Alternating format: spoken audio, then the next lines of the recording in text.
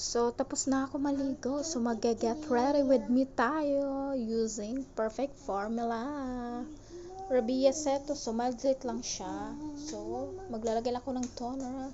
So, tap, tap, tap. Ay, dadamp ko lang pala. Ang ingay ng aking baby girl sa likod. So, next, maglalagay tayo ng essential gel cream.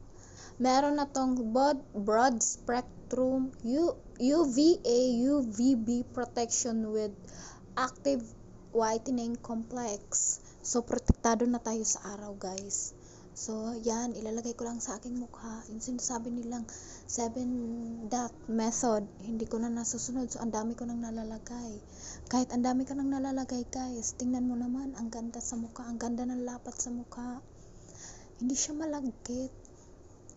Hindi siya, lightweight lang siya. Meron na tong SPF 30. Hindi siya, poison cherries. So, bine-blend ko lang siya ng maayos para maganda talagang lapat sa mukha.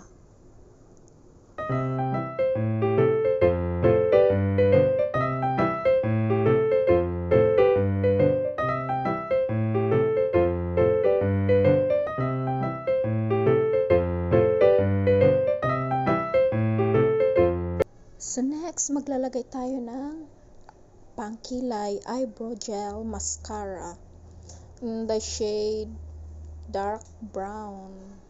So ganyan lang ginagawa ko, guys, kasi hindi ako marunong magkilay. Diba? Simple lang siya, guys. Hindi pakak kasi nandito lang tayo sa bahay.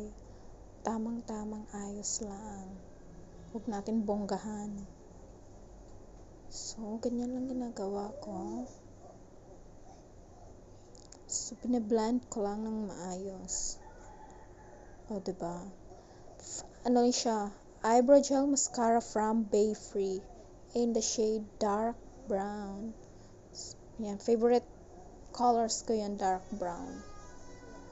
So, next, ang ating lip and cheek duo from Brilliant Colors. So, from Brilliant yan, Brilliant Colors. So, in the shade yan, CEO. Yan ang maganda.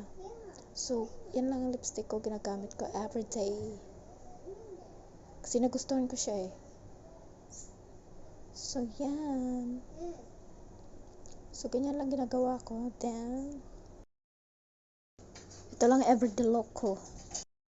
So, charan! And here's my final look. Thank you for watching. Bye-bye!